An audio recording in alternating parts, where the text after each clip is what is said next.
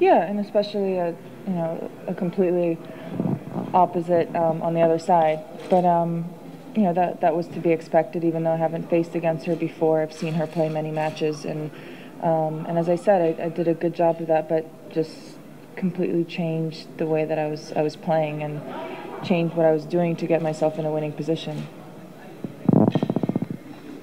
Maria, obviously every loss is frustrating, but what is the frustration after a loss like this? Is it just the way, are you frustrated the way that you played, or just the need of more matches and not getting it here? I mean, what do you think?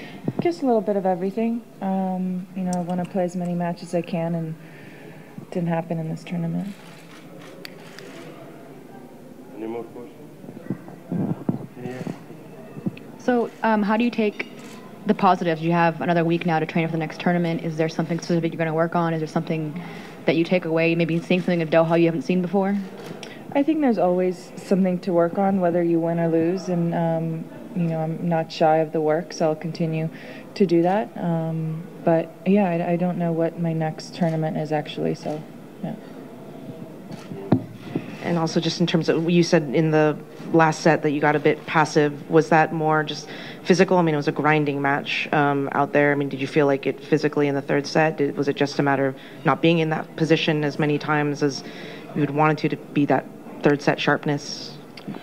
I didn't think so. I mean, I love playing in three set matches, and I think I've thrived in that in my career. So I don't necessarily shy away from that challenge. But as I said, I think I got to look at the tape and see why it became. I started going back behind the baseline and not moving forward, not putting the pace on her. Maria, this side here. Hi. Tough luck.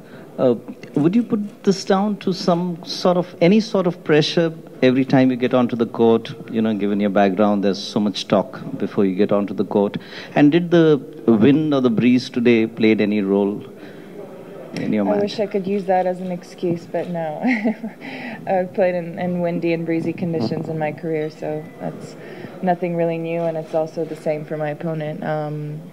But I love playing when there's something on the line, when there's, as you said, I come in with a little bit more than maybe other players, and I enjoy that, and I've done well with it in my career, and that's part, thriving on that is extremely important, and being consistent and being mentally strong and not letting other things get in the way.